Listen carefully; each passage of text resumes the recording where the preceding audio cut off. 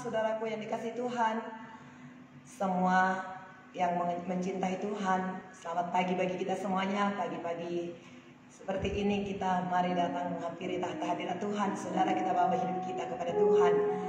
Sungguh alangkah baiknya saudara apabila kita duduk bersama-sama meninggikan nama Tuhan. Mari kita persembahkan hidup kita kepada Tuhan. Tuhan yang sungguh sangat mengasihi dan memberkati kita sepanjang malam hari ini. Maka pagi hari ini mari kita persembahkan hidup kita kepada Tuhan. Sebelum kita mulai doa kita ini, terlebih dahulu kita buka dalam doa. Mari berdoa. Tuhan, terima kasih, kami mengucap syukur kepadamu pagi hari ini. Kami boleh lagi menikmati hari yang baru dan kami boleh datang kepada Tuhan, mengucap syukur bersekutu dengan Tuhan. Oleh sebab itu pimpin kami di pagi hari ini. Kiranya apa yang kami lakukan ini Tuhan sungguh-sungguh menyenangkan hati Bapa di sorga. Hidup kami, tubuh kami, segala doa kami mempermuliakan Tuhan. Terima kasih, ada kekuatan yang baru, ada sukacita yang melimpah Kau taruhkan dalam hati kami pada saat ini, untuk kami boleh menaikkan doa dan syukur kami. Sesungguhnya kami tidak tahu berdoa, tapi Roh Kudus mengajari kami dalam berdoa, bahkan mengucapkan keluhan-keluhan yang tidak terucapkan. Terima kasih Tuhan, di dalam nama Yesus kami akan mulai doa kami ini. Haleluya, amin. Kita angkat pujian kita kepada Tuhan, saudara. Yesus, Kau telah memulai.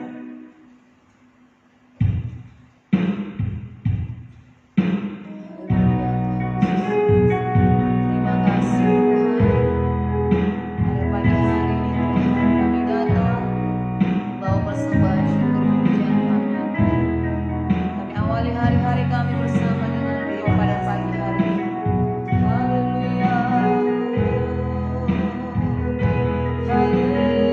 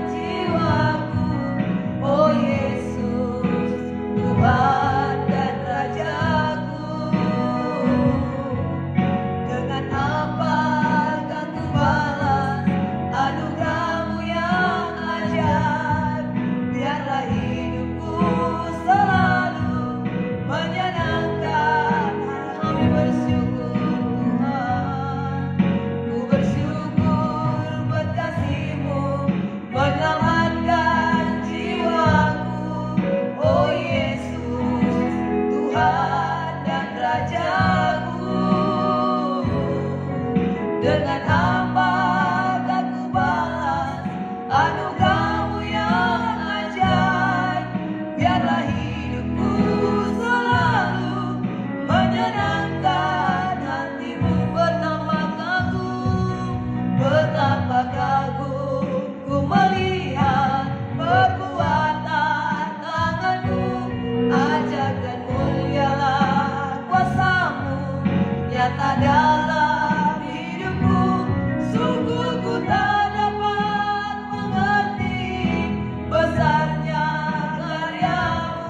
Oh indahnya, oh herankah, betapa kagum ya Tuhan. Betapa kagum ku melihat perbuatan tangan-Mu. Ajaib dan mulialah kuasa-Mu nyata dalam hidupku. Sungguh ku tak dapat mengerti besarnya karya-Mu. Oh indahnya, oh herankah, betapa kagum, haleluya. Betapa kagum ku melihat perbuatan tangan-Mu. Ajaib dan mulialah kuasa-Mu nyata dalam hidupku. Sungguh ku tak dapat mengerti besarnya karya-Mu. Oh indahnya, oh herankah, oh indahnya ya Tuhan. Oh indahnya, oh herankah, oh indahnya, oh indahnya, oh herankah kasih-Mu.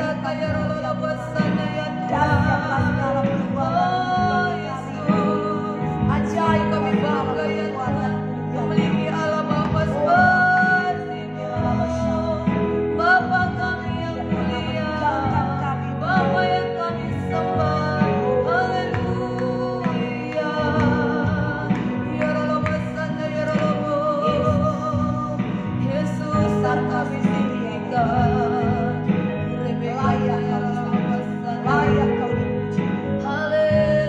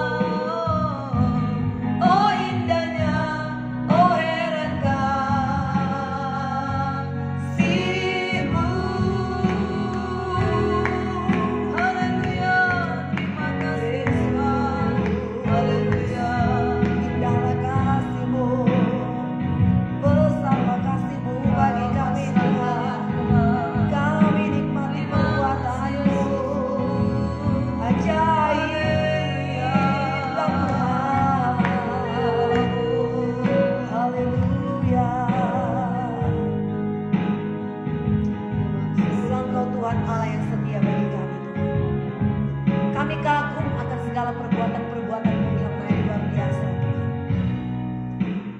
Siapakah kami ini di hadapan-Mu, sehingga Kau rela mati bagi kami. Kau jadikan kami menjadi biji mata-Mu ya Tuhan. Kau jadikan kami menjadi pusat kasih-Mu. Terima kasih Tuhan. Dengan apakah kami balas segala kebaikan-Mu ya Tuhan. Kami cinta kepada-Mu Tuhan. Haleluya. Dengan apakah ku balas segala kebaikan-Mu.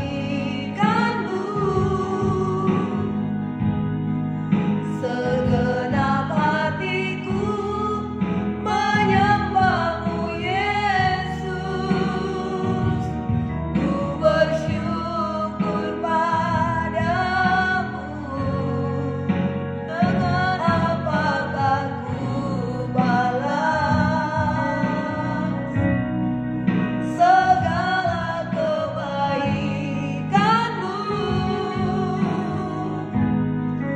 Segenap hatiku menyembah-Mu Yesus. Ku bersyukur padamu selamanya. Sekali lagi kita katakan, dengan apakah kami balas ya Tuhan? Dengan apakah ku balas segala kebaikan-Mu. Segenap hatiku menyembah-Mu Yesus. Ku bersyukur padamu. Dengan apakah ku balas segala kebaikan-Mu. Segenap hatiku menyembah-Mu Yesus. Ku bersyukur padamu selamanya.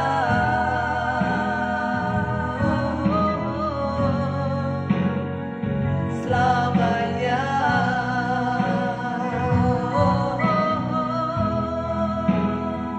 Selamanya. Sampai selama-lamanya Tuhan.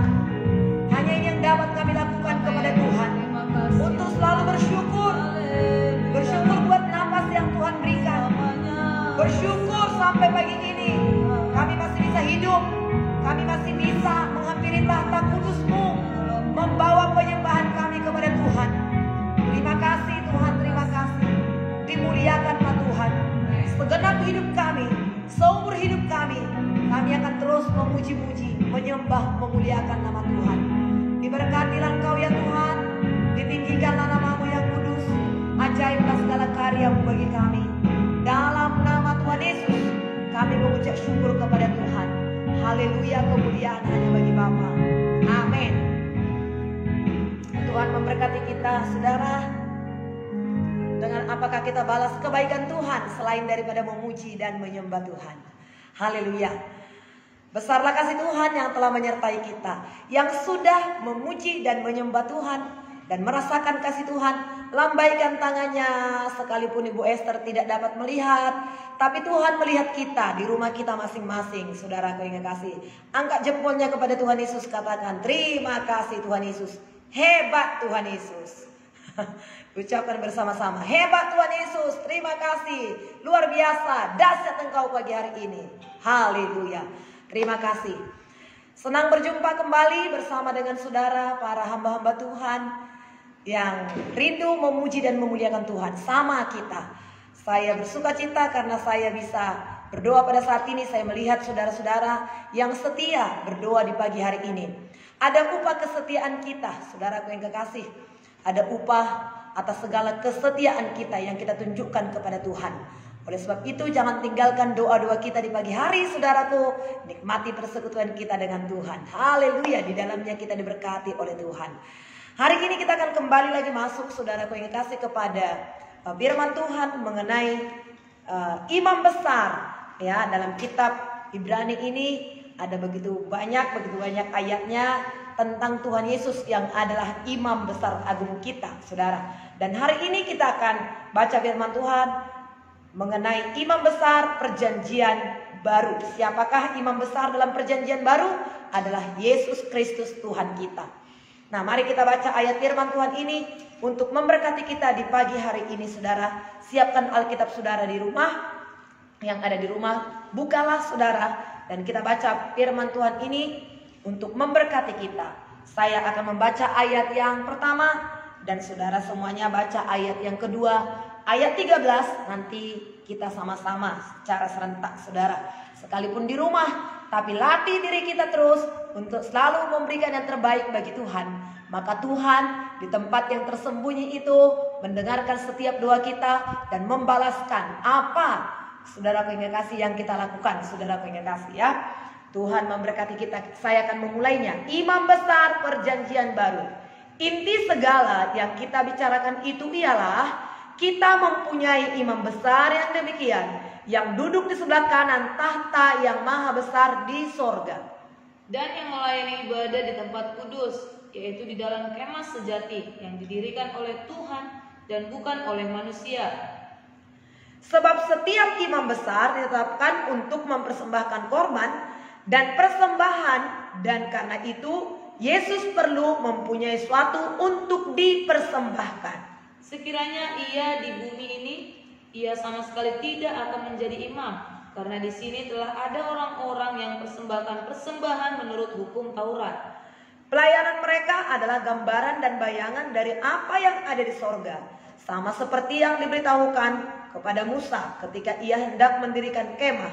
Ingatlah, demikianlah firman-Nya, bahwa engkau membuat semuanya itu menurut contoh yang telah ditunjukkan kepadamu di atas gunung itu. Tetapi sekarang ia telah mendapat suatu pelayanan yang jauh lebih agung, karena ia menjadi pengantara dari perjanjian yang lebih mulia, yang didasarkan atas janji yang lebih tinggi. Sebab sekiranya perjanjian yang pertama itu tidak bercacat, tidak akan dicari lagi tempat untuk yang kedua. Sebab ia menegur mereka ketika ia berkata, sesungguhnya akan datang waktunya, demikianlah firman Tuhan, aku akan mengadakan perjanjian baru dengan kamu, kaum Israel, dan dengan kamu dan dengan kaum Yehuda. Bukan seperti perjanjian yang telah kuadakan dengan nenek moyang mereka pada waktu aku memegang tangan mereka untuk membawa mereka keluar dari tanah Mesir, sebab mereka tidak setia kepada perjanjianku, dan aku menolak mereka. Demikianlah firman Tuhan. Maka inilah perjanjian yang kuadakan dengan kaum Israel sesudah waktu itu. Demikianlah firman Tuhan.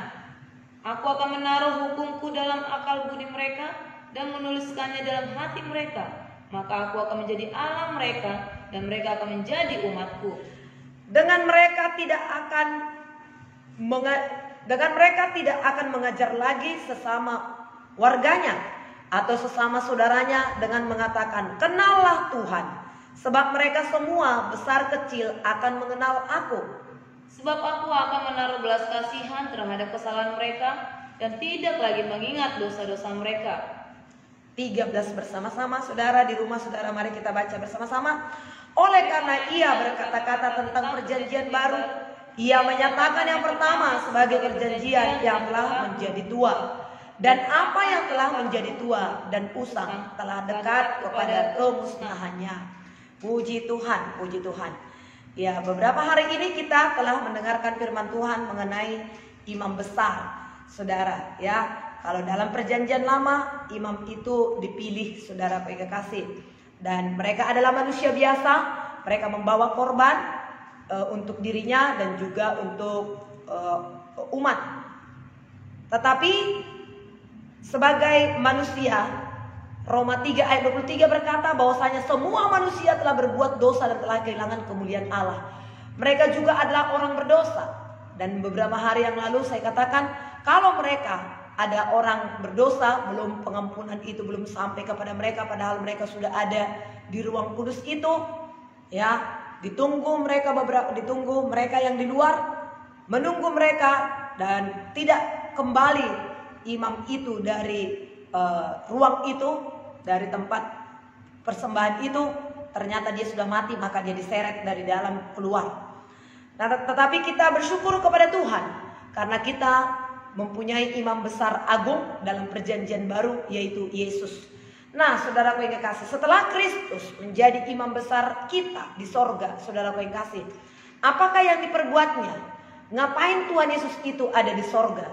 Nah, dikatakan tadi ayat yang pertama itu, inti segala yang kita bicarakan itu ialah kita mempunyai imam besar yang demikian, yang duduk di sebelah kanan tahta yang maha besar di sorga, dan yang melayani ibadah di tempat kudus, yaitu di dalam kemah sejati yang didirikan oleh Tuhan dan bukan oleh manusia. Puji Tuhan, saya dan saudara kita semua mempunyai imam besar agung, yaitu Yesus Kristus. Dan sekarang dia ada di sorga, duduk di sebelah kanan Allah Bapa. Dia duduk bukan hanya seperti Ibu Esther begini duduk-duduk saja tanpa melakukan sesuatu, tapi ada yang dikerjakannya, ada yang dilakukannya. Apa yang dilakukan oleh Tuhan Yesus di sorga? Dia melayani, menjadi pengantara perjanjian baru yang lebih baik, supaya semua orang yang telah terpanggil menerima bagian warisan yang kekal yang dijanjikan kepada kita. Apakah yang dijanjikan itu? Ada yang telah dijanjikan kepada kita, yaitu ayat walaupun kita belum sampai ke sini, tapi kita baca dulu Ibrani 9 ayat 15. Inilah yang dilakukannya. Karena itu ia adalah pengantara dari satu perjanjian yang baru, supaya mereka yang telah terpanggil dapat menerima bagian kekal yang dijanjikan. Sebab ia telah mati untuk menebus pelanggaran-pelanggaran yang telah dilakukan selama perjanjian yang pertama.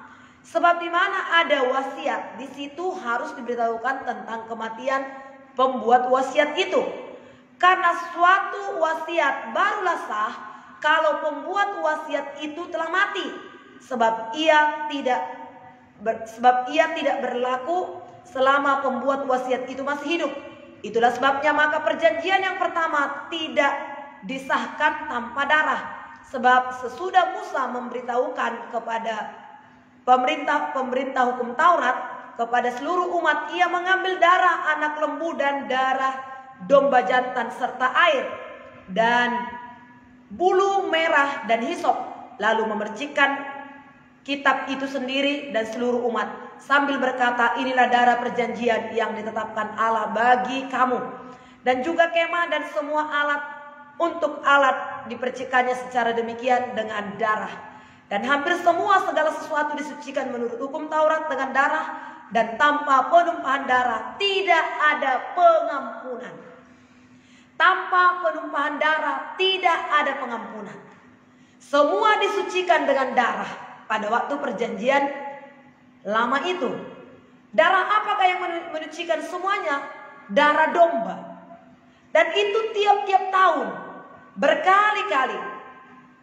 Tidak ada pengampunan tanpa penumpahan darah. Tapi Yesus telah menumpahkan darahnya untuk menebus kita. Yesus telah menumpahkan darahnya untuk membasuh kita, sehingga dia mati satu kali untuk selama-lamanya. Jadi dia memberikan pengampunan kepada kita. Bersyukur kepada Tuhan yang begitu baik kepada kita, yang telah mencurahkan darahnya, yang telah membasuh kita dari segala dosa, pemberontakan, kenajisan kita, sehingga kita layak pada saat ini untuk menyembah dan memuliakan Tuhan, untuk bisa menghampiri tahta kemuliaan Tuhan. Jadi Yesus di sorga menjadi pengantara bagi kita dan memberikan warisan yang kekal. Bukan warisan yang sementara, tapi warisan yang kekal, sehingga kita dapat menghampiri Allah dengan penuh keyakinan. Ya Aba, Bapa, ini aku anakmu, layakkanlah seluruh hidupku. Ya Aba, Bapa, kita dapat menghampiri tata Allah dengan penuh keyakinan.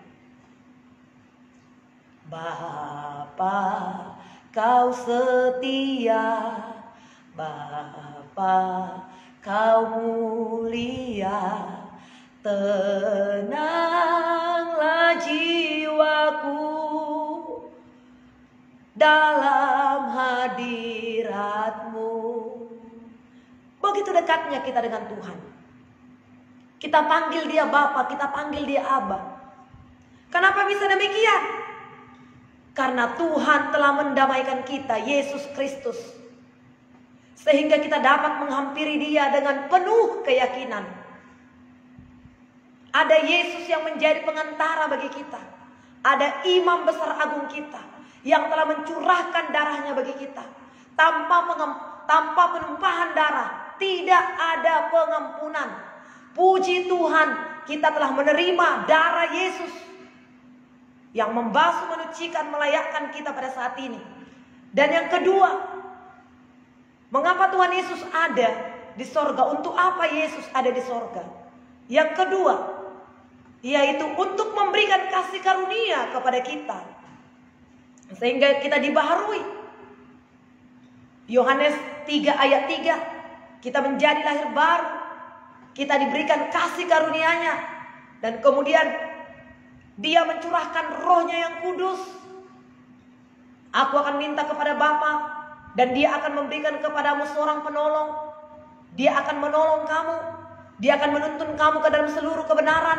Dia akan memberitahukan kepada kamu hal-hal yang akan datang. Nah, Yesus itu mencurahkan Roh Kudus kepada kita. Dia minta kepada Bapa dan Dia berikan Roh Kudus-Nya kepada kita. Dan Roh itulah memampukan kita untuk melakukan pekerjaan-pekerjaan yang besar yang dilakukan oleh Tuhan Yesus. Sehingga kita tidak lagi berkata, kita kan masih di dunia, kita kan orang berdosa, bagaimana mungkin kita melakukan hal-hal demikian. Tapi Tuhan Yesus dengan jelas berkata, pekerjaan-pekerjaan yang aku lakukan akan kamu lakukan, bahkan pekerjaan yang lebih besar daripada itu, sebab aku pergi kepada Bapa. Dengan kepergian Yesus kepada Bapa ke sorga, Dia mencurahkan Roh-Nya kepada kita. Sehingga dengan Roh Kudus itu kita mampu untuk melakukan pekerjaan-pekerjaan yang besar itu. Kamu akan menerima kuasa jika Roh Kudus turun atas kamu. Sehingga kamu menjadi saksiku di Yerusalem, Judea, Samaria, sampai ke ujung bumi. Oleh karena kepergian Yesus ke sorga, Dia menjadi imam besar agung kita. Dia mencurahkan Roh Kudus-Nya kepada kita. Sehingga kita mampu untuk melakukan perbuatan-perbuatan yang besar. Firman Tuhan berkata, sembuhkan orang-orang sakit. Engkau telah menerimanya dengan cuma-cuma, maka berikan jugalah dengan cuma-cuma. Letakkan tanganmu atas orang sakit, sehingga orang itu menjadi sembuh. Itu semua dikerjakan oleh Yesus Kristus bagi kita. Nah, kemudian, untuk apa Yesus ada di sorga lagi sebagai imam besar? Yesus ada di sorga sebagai imam besar kita, menjadi pengantara antara Allah dengan semua orang yang telah melanggar hukum Allah, dan mencari pengampunan dan pemulihan hubungan.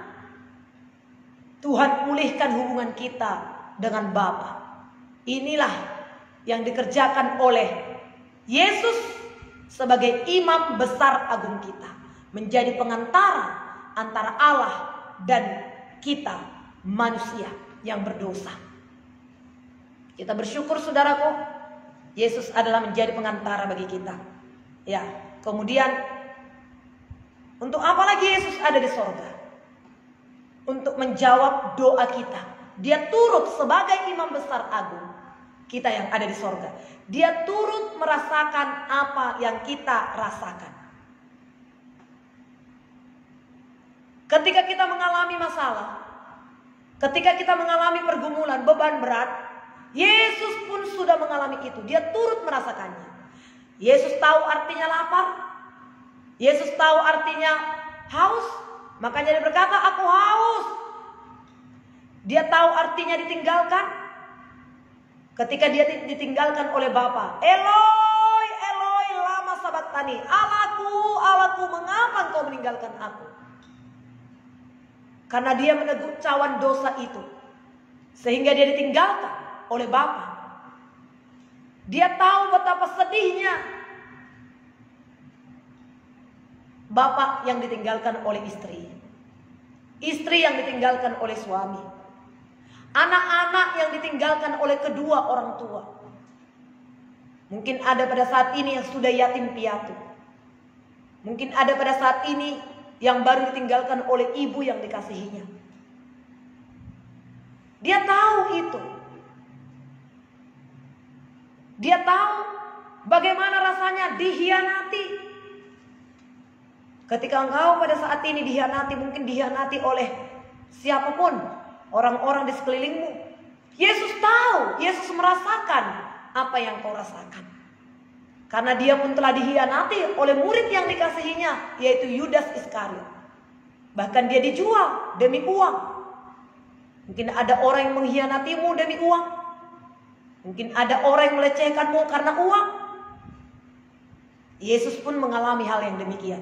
Kalau Yesus mengalami hal yang demikian, dia turut merasakan apa yang kita rasakan. Dikatakan dalam, kita mundur sedikit, dalam Ibrani 4. Ibrani 4 ayat 15. Saya bacakan ayat dari 14. Karena kita sekarang mempunyai imam besar agung. Ibrani 4 ayat 14. Karena kita sekarang mempunyai imam besar agung yang telah melintasi semua langit, yaitu Yesus, Anak Allah. Baiklah kita teguh berpegang pada kekuatan iman kita.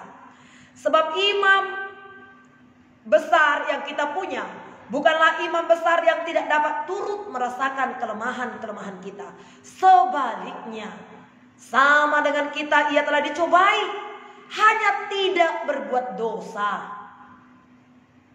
16. Sebab itu marilah kita dengan penuh keberanian menghampiri tahta kasih karunia, supaya kita menerima rahmat dan menemukan kasih karunia untuk mendapat pertolongan kita pada waktunya. Puji Tuhan, saudara. Hebat Tuhan kita, saudara baik kasih. Luar biasa. Bangga kita punya Tuhan Yesus. Bangga kita punya imam besar yang melintasi langit. Yang bukan hanya katanya-katanya, tapi dia sudah merasakan, dia sudah melintasi langit. Dia sudah turun dari sorga, dia tahu sorga seperti apa sorga. Dia datang ke dunia, dia lahir di kandang domba. Dia berbilur-bilur disalibkan. Dia juga merasakan bagaimana haus. Dia merasakan bagaimana dihianati, ditusuk, ditinju, diludahi, ditinggalkan, sendirian. Tidak ada yang peduli kepadanya ketika di Taman Getsemani itu. Semua apa yang Bapak Ibu rasakan, dirasakan oleh Tuhan Yesus. Dia bukan imam yang tidak merasakan apa yang kita rasakan, dikatakan di sini. Sebab imam besar yang kita punya bukanlah imam besar yang tidak dapat turut merasakan kelemahan-kelemahan kita. Sebaliknya sama dengan kita. Saya waktu anak gadis, saudara, melayani Tuhan, pertama dulu dalam pelayanan saya, kalau ada doa semalaman, maka ibu-ibu yang hamil, saya katakan, ayo berdoa, ayo berdoa.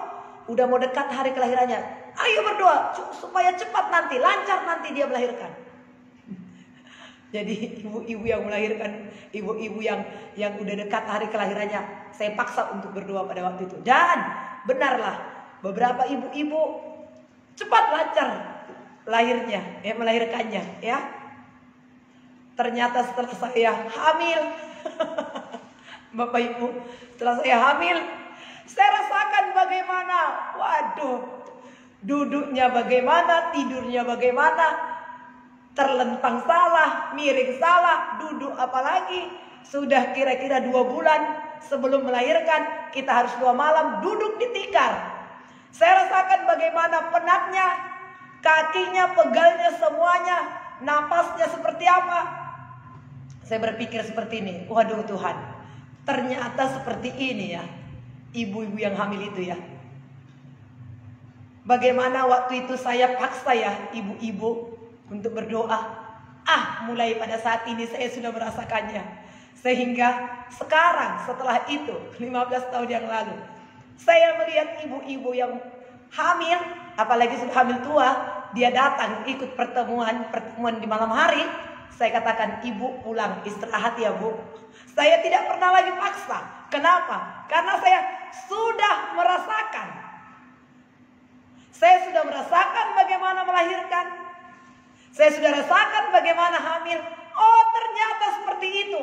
Sehingga belas kasihan saya kepada ibu-ibu yang melahirkan, belas kasihan saya kepada ibu-ibu yang sedang hamil, yang sedang menanti hari melahirkannya, berubah dari sebelumnya, dari waktu saya anak gadis. Kenapa berubah? Karena saya sudah mengalaminya. Belas kasihan ada pada saya. Perubahan pola pikir saya itu sungguh-sungguh terjadi ketika saya mengalaminya. Demikian Tuhan Yesus. Tuhan Yesus tahu. Tuhan Yesus merasakan apa yang ibu-ibu, bapak-bapak rasakan pada saat ini. Mungkin itu hal-hal yang tidak enak. Hanya satu dikatakan, Yesus tidak berdosa. Kadang-kadang kita masih berdosa. Kadang-kadang kita masih mengeluh. Kadang-kadang apa yang kita alami itu pun bisa juga karena kelalaian kita. Kiranya hal-hal apa yang kita alami itu bukan karena dosa. Kalau itu karena dosa, tidak ada jalan lain kecuali segera bertobat. Akui kesalahan kita, tinggalkan dosa itu, jangan ulangi lagi. Tapi kalau itu bukan karena dosa, itu tantangan-tantangan diperhadapkan kepada kita. Saudaraku yang kekasih, apa yang kita lakukan? Percaya bahwasanya di balik semuanya itu ada kemenangan. Bahkan Tuhan juga mungkin menginginkan kita untuk semakin bertambah dewasa, membuat kita makin percaya kepada Tuhan, sanggup mengatasi masalah-masalah yang kita hadapi, tidak langsung bersungut-sungut, tidak langsung ngedumel, tidak langsung berputus asa, tapi kita semakin kuat. Nah, oleh sebab itu, saudara-saudaraku yang dikasihi oleh Tuhan, mari pada saat ini kuatkan dan teguhkan hatimu. Kita punya imam besar, yaitu Yesus Kristus, yang turut merasakan apa yang kita rasakan. Dan sebab itu marilah kita menghampiri tahta hadirat Tuhan dengan penuh keberanian, yang penuh kasih karunia. Saudara, demikian firman Tuhan menjadi renungan bagi kita di pagi hari ini. Saudara, kiranya dengan firman Tuhan ini kita dikuatkan, kita dihiburkan, kita diteguhkan. Saudara yang kekasih, haleluya. Terpujilah nama Tuhan. Diberkatilah Tuhan Allah yang setia. Ajaiblah segala karya-Mu ya Tuhan. Haleluya. Haleluya Roh Kudus, haleluya Tuhan. Haleluya Tuhan. Kami memuji-Mu Tuhan. Kami menyembah-Mu ya Tuhan. Kami bersyukur buat kebaikan Tuhan. Haleluya. Besar setia-Mu bagi kami Tuhan. Besar anugerah-Mu bagi kami Tuhan. Haleluya. Yesus yang termanis buat jiwaku. Yesus yang termanis buat jiwaku. Ku cinta Kau selamanya.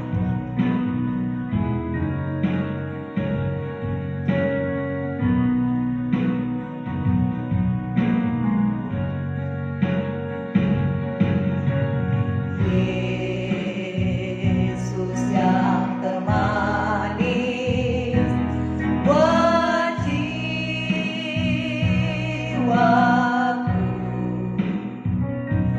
buat jiwaku.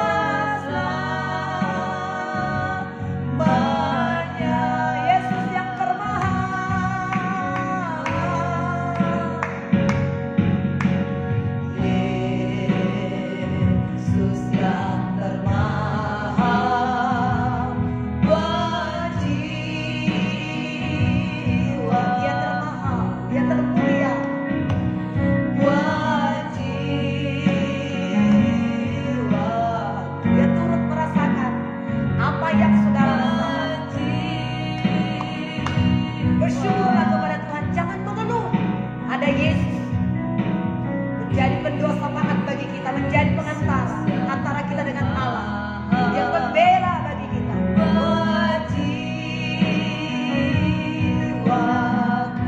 Cintailah Yesus.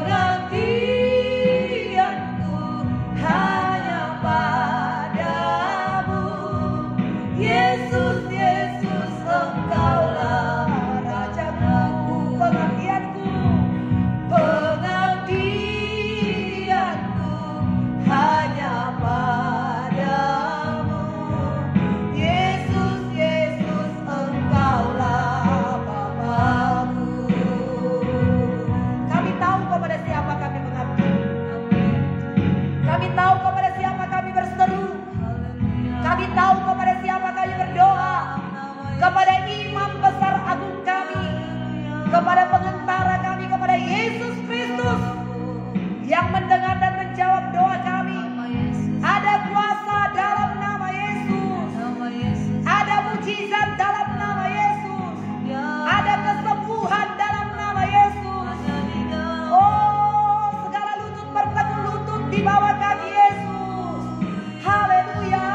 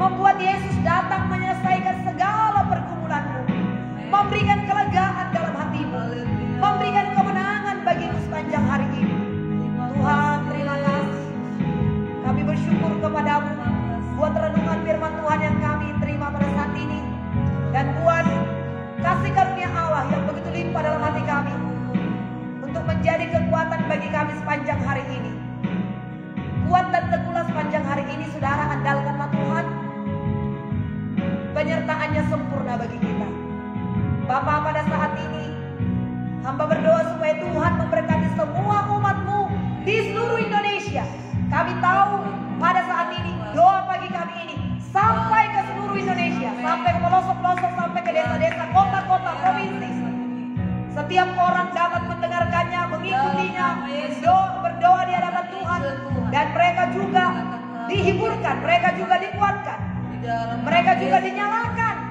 Api roh mereka dinyalakan lewat doa ini ya Tuhan. Terima kasih Tuhan. Dan doa ini mengingatkan kami, mengingatkan semua umat-Mu.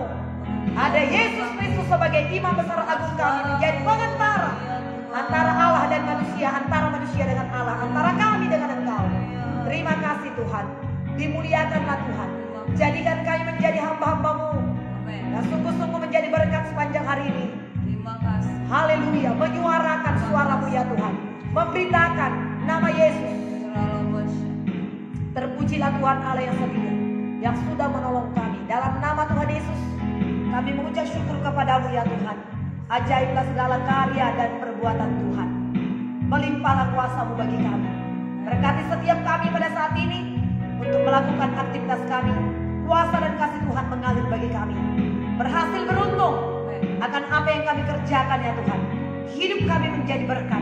Inilah menjadi fokus kami Tuhan. Menyenangkan hati Tuhan dan mengasihi jiwa-jiwa yang terhilang. Kami bawa kepada Tuhan. Terima kasih Tuhan.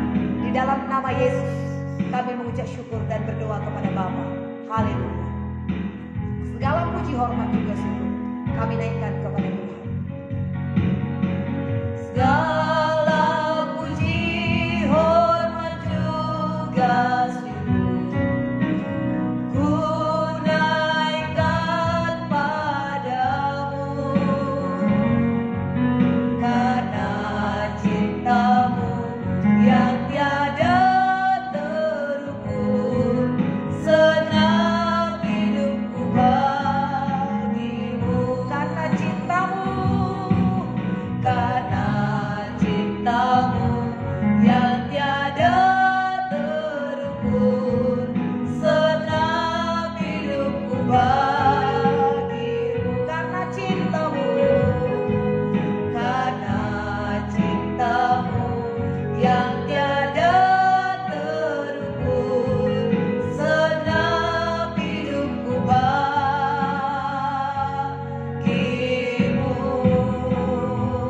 anugerah Tuhan Yesus Kristus yang melimpah-limpah itu, kasih sayang Allah Bapa menyertai kita seluruhnya, serta penghiburan, persekutuan, hikmat, kuasa yang datangnya dari Allah Roh Kudus memampukan kita untuk melakukan apa yang diperintahkan Tuhan untuk kita kerjakan, dan kita berhasil. Haleluya. Bersama kita katakan amin. Puji Tuhan. Saudara baik kekasih, selamat beraktivitas. Sampai jumpa besok pagi. Tuhan memberkati.